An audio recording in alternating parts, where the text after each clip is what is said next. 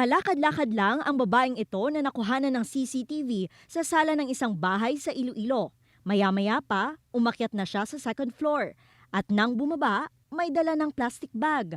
Sabi ng may-ari ng bahay, nawalan sila ng 118,000 pesos cash kasunod nito.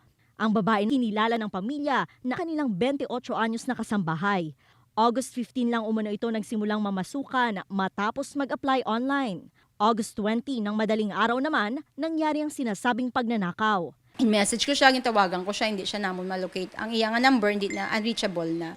Sa pakikipag-ugnayan ng biktima sa mga kaanak ng sospek, wala na umano ito sa kanilang bahay. Sinampahan na ng reklamong qualified theft ang sospek. Paalala ng pulisya sa mga naghahanap ng katulong sa bahay.